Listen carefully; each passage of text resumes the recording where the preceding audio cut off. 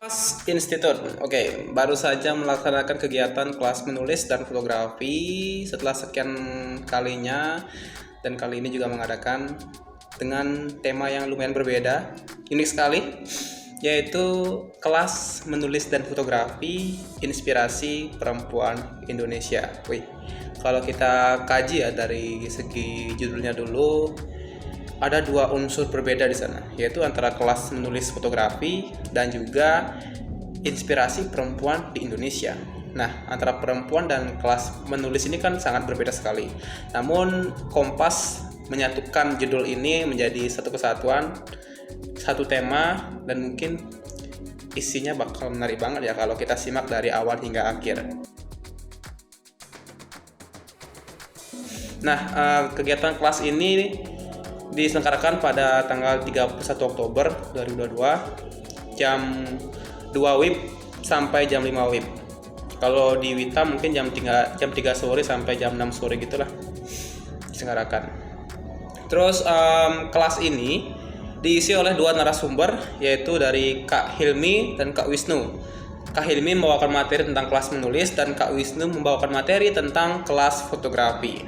Lalu di mana perempuannya? Nah, di sela-sela dia memberikan materi, dia selalu mengangkat tema perempuan di setiap materinya. So, sangat menarik banget kalau kita mengikuti kegiatan ini, karena kalau kita hanya lihat judulnya saja, kita nggak bakal tahu nih apa aja sih isinya, karena judulnya tuh anti mainstream banget. Tapi kalau kita ikut sampai akhir, baru kita tahu apa sih makna atau maksud dari judul kegiatan ini gitu. Nah, setelah aku baca-baca, kenapa sih kegiatan ini diadakan? Nah, katanya dari sumber yang aku baca nih ya, dari Kompas, agar menumbuhkan rasa kreativitas perempuan di Indonesia untuk mengangkat apa sih yang menjadi keseharian mereka, apa sih yang menjadi permasalahan mereka nih ya sebagai perempuan. Karena itu kenapa temanya itu kelas menulis untuk perempuan di Indonesia gitu. Karena mungkin memang fokus untuk bertemakan perempuan, tapi bukan berarti sebagai laki-laki nggak boleh ikut kegiatan ini. Perlu juga, mungkin kita bisa mengedukasikan kepada orang lain, atau mungkin kita bisa menulis sebuah karya berdasarkan sudut pandang atau narasumber dari perempuan, terus kita membuat karya dan dengan menceritakan si perempuan tertentu gitu. Mungkin menarik banget ya. Dan kali ini aku bakal nge-review nih beberapa hal yang dijelaskan oleh Kak Hilmi dan Kak Wisnu dalam materi yang mereka sampaikan di kelas tersebut. Jadi bakal lumayan panjang ya kalau kita kalau kita bacakan satu persatu gitu, kita ulas secara kompleks. Namun di sini aku bakal sedikit rangkum apa sih yang jadi poin dari kelas tersebut. Hal pertama yang bakal aku bahas kali ini yaitu dari pemateri pertama kita, yaitu Kak Hilmi. Dia pertama-tama ngebahas tentang kisah inspiratif seorang perempuan ya. Banyak banget kisah inspiratif perempuan yang dia utarakan, namun aku bakal ngangkat satu yang paling menarik, yaitu kisah Ningsih. Nah, Ningsih ini merupakan seorang anak dari, bisa dibilang, hasil perkawinan antara ibunya dengan seorang ayah yang tidak bertanggung jawab ya. Jadi ayahnya itu menghamili ibu Ningsih ini pada saat ibunya masih di bawah umur, dan pada saat itu ayahnya dipenjara, dan setelah dia keluar dari penjara dia kabur dan tidak mau bertanggung jawab atas Ningsih gitu. Jadi ibunya Ningsih ini mengurus dan membesarkan Ningsih seorang diri. Nah, ibu Ningsih ini aktif banget di organisasi non pemerintah, yang dimana Ningsih pun ikut terjun karena sering melihat ibunya kerja, dan akhirnya Ningsih memiliki intelektual yang lebih dibandingkan dengan ibunya, bahkan di sekitar masyarakat di desanya. Jadi dia tuh paling pinter lah, dibilang paling intelektual, paling melek di antara orang-orang di sekitarnya.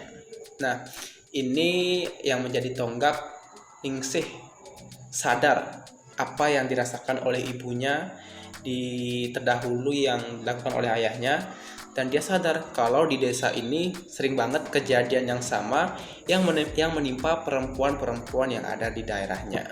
Nah, maka dari itu dia semakin hari, semakin waktu, semakin aktif di berbagai kegiatan, bahkan dia sampai diangkat menjadi kepala posyandu remaja.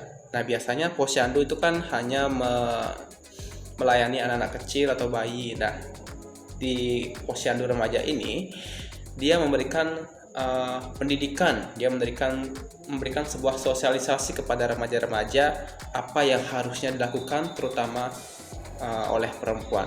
Nah, bisa dibilang Ningsih ini merupakan seorang perempuan yang sudah melek dengan intelektual ya, sudah pinter banget, dan itulah sebuah kisah inspiratif seorang perempuan yang dimana walaupun dalam kelahiran yang tidak begitu mulus karena ditinggal oleh ayahnya, namun dia mampu bangkit, bahkan membangkitkan genre perempuan di daerahnya.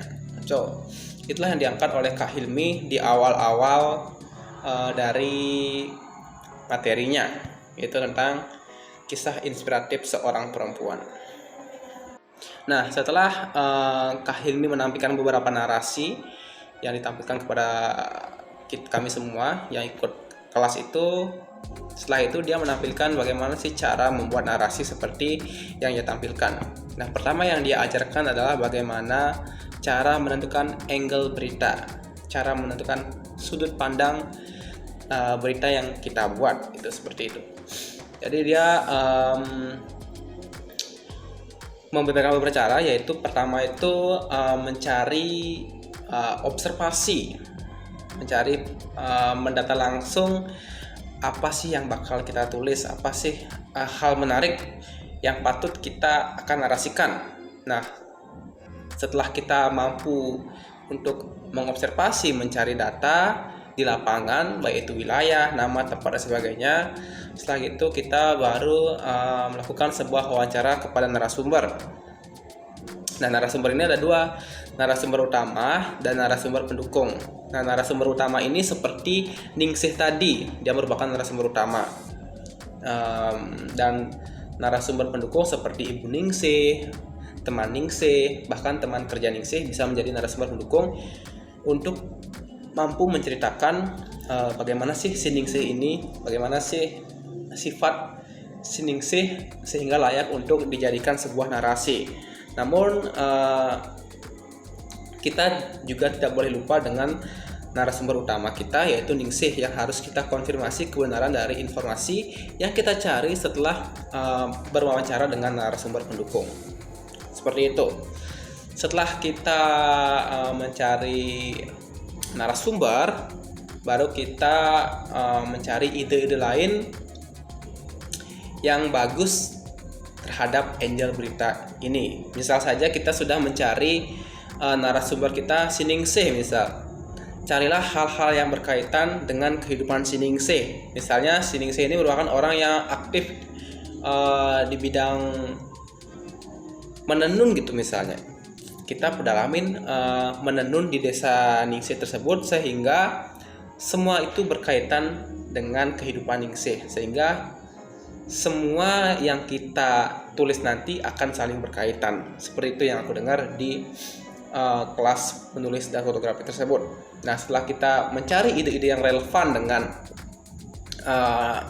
kehidupan narasumber utama itu, lalu kita pilih-pilih lagi ide yang mampu membangkitkan human interest, artinya mampu membangkitkan ketertarikan pembaca nanti terhadap apa yang akan kita tulis nanti. Misal saja banyak sekali ide-ide yang berkaitan dengan Ningsih, namun tidak semua ide tersebut mampu atau bisa menarik perhatian dari pembaca. So, kita harus mampu memilih dari apa saja sih yang harus kita tampilkan sehingga informasinya pun nggak terlalu kebanyakan dan terlalu membosankan.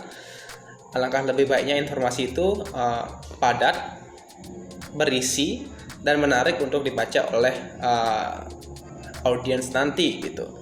Selain angle berita yang harus kita perhatikan ya sebelum menulis sebuah narasi nanti, ada juga hal yang sangat penting yang aku dapat dari kelas menulis yang disampaikan oleh Kak Hilmi, yaitu tentang prinsip narasi. Bagaimana sih sebuah prinsip dari narasi itu sehingga apa yang kita baca itu sangat relevan dan bagus untuk dibaca gitu. Yang pertama yang aku tangkap tuh yaitu transformasi sebuah karakter. Apa sih itu transformasi sebuah karakter? Jadi alangkah baiknya pada saat kita membaca sebuah narasi itu ada alur mundurnya gitu. Jadi kita bisa menceritakan bagaimana sih contohnya tadi Ningsih itu, bagaimana sih kehidupan awalnya tadi, bagaimana sih kehidupan setelah ditinggal ayahnya misalnya, bagaimana sih kehidupan setelah dia mampu belajar bersama ibunya, setelah itu mampu untuk menjadi tokoh penting di masyarakat, setelah itu mampu untuk mensosialisasikan apa yang dia punya di pikirannya, sehingga dari awal hingga akhir itu ada yang namanya transformasi sebuah karakter dari si Ningsih ini. Jadi pada saat dia masih kecil sampai dia menjadi besar, kita tuangkan dalam sebuah narasi itu. Nah, selain transformasi karakter, ada juga harus yang namanya struktur berita. Jadi nggak langsung dari dia tidak punya apa-apa, tidak punya ilmu apapun, bodoh dan sebagainya, langsung pinter.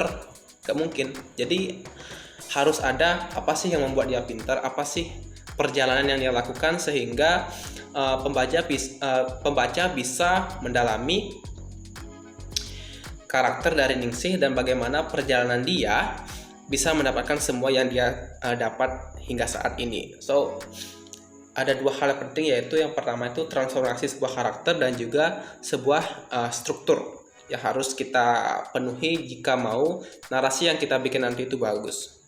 Mungkin itu ya materi yang disampaikan oleh Kak Hilmi.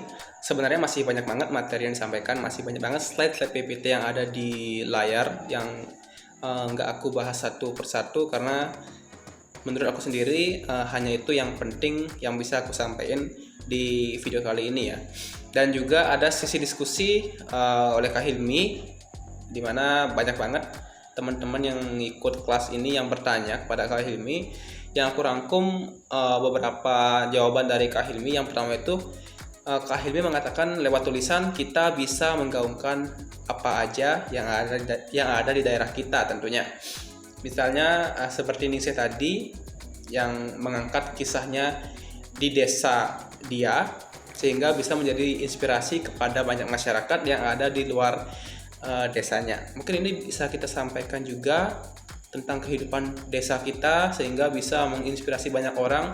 Selain itu bisa mengekspos desa kita sehingga banyak banget yang tahu tentang kehidupan di desa kita. Nah, selain itu ada juga Kak Hilmi menyampaikan bagaimana sih cara tips dan triks menulis narasi. Kak Hilmi mengatakan yang pertama itu harus banyak-banyak membaca. Banyak-banyak baca nih biar kita banyak punya referensi, biar kita banyaklah tahu cara teknik menulis gitu ya. Setelah itu banyak-banyak menulis. Kan nggak logis gitu ya, misal kita mau belajar nulis tapi nggak pernah belajar nulis sama sekali, sampai dengan nol kan ya. Tentunya kita harus banyak-banyak paham cara menulis ya, satu persatu kita harus tahu tekniknya sehingga kita memiliki skill. Karena skill itu nggak bisa kita dapatkan hanya sekali belajar saja, harus sudah expert lah, sudah sering-sering belajar lah tentang skill itu, maka kita dengan sendirinya akan dapat apa yang kita tuju dengan belajar sering-sering. Ya khususnya yaitu belajar tentang cara menulis. Selain itu, selain membaca dan banyak menulis, kita juga harus banyak membaca tulisan-tulisan orang lain yang cocok dengan cara ungkap kita. Misal saja kita suka dengan gaya tulisan si A misalnya di Kompas atau si B di Detik.com dan sebagainya, sehingga kita bisa mencocokkan dan bahasanya tuh meniru ya bagaimana cara pandang orang itu menulis. Cocok nih buat kita menulis, cocok nih cara dia menulis dengan yang saya pikirkan. So kita bisa pakai cara itu agar kita bisa menemukan bagaimana cara ungkap kita dalam menulis seperti itu. Itu dia materi yang disampaikan oleh Kak Hilmi ya, kurang lebih ya. Kalau ada salah kata mungkin mohon maaf. Kita lanjut ke narasumber yang kedua di kelas ini, yaitu Kak Wisnu. Oke, kita lanjut ke materinya Kak Wisnu ya. Kak Wisnu membahas tentang fotografi ya, lebih ke visual ya, karena fotografi itu ya ambil gambar dan sebagainya. Nah, di awal-awal materi Kak Wisnu ini banyak banget nampilin gambar-gambar yang bahkan aku nggak ngerti apa itu gambar apapun itu. Aku nggak paham gambar-gambar yang dia tampilkan. Maaf nih Kak Wisnu ya sebelumnya. Tapi kata Kak Wisnu, setiap gambar yang dia tampilkan tuh memiliki arti masing-masing. Aku sampai bingung, ini gimana sih cara ngartiinnya, gimana sih maksud dari gambar ini gitu. Apakah emang sengaja dipersulit, atau emang hanya dia yang mampu mengartikan gambar itu, atau emang hanya orang-orang pintar yang mampu mengartikan gambar yang ia tampilkan gitu. Banyak banget gambar-gambar yang ia tampilkan. Mungkin aku bakal nampilin nanti di slide video ini, bisa kalian lihat nanti. Dan juga selain menampilkan foto, Kak Wisnu juga menampilkan dasar cara memotret, cara mengambil gambar fotografi ini ya. Kata Kak Wisnu, foto yang baik itu yang pertama harus memiliki cerita yang menarik. Berarti foto yang akan kita ambil itu harus memiliki cerita. Sumpah aku nggak paham sama fotografi ini, tapi bakal aku coba review dengan semaksimal mungkin ya. Kata Kak Wisnu, foto itu harus memiliki sebuah cerita di dalamnya agar kita bisa nanti menjelaskan apa sih maksud dari foto yang akan kita ambil gitu, seperti itu. Selain itu, ekspresi objek harus mendukung. Mungkin maksudnya itu misalnya saat kita mau mengekspresikan foto galau di suasana hujan, ada orang yang kehujanan sambil murung gitu. Mungkin itu bisa yang dimaksud dengan foto dengan cerita galau gitu. Nah, kalau objeknya orang yang ini ceria gitu, pasti nggak mendukung dengan yang mau kita ceritakan. Mungkin seperti itu maksud dari Kak Wisnu ya. Dan setelah itu pencahayaan harus oke dan pas. Ini pasti ngerti lah ya anak-anak fotografer ya, yang cara mengatur cahaya dan sebagainya itu gampang lah ya, yang mau mendalamin ya. Pencahayaan, lighting dan sebagainya itu harus pas, fokus dan sebagainya. Dan selain itu suasana dan lokasi harus mendukung. Misalnya kita mau menggambarkan tentang foto tentang cerita dua orang yang sedang jatuh cinta misalnya, pasti latarnya di taman, terus di pantai dan sebagainya. Nggak mungkin kalau latarnya di kuburan atau sebagainya, kan nggak mungkin banget kan, nggak nyambung. Selain itu harus dengan momen yang pas.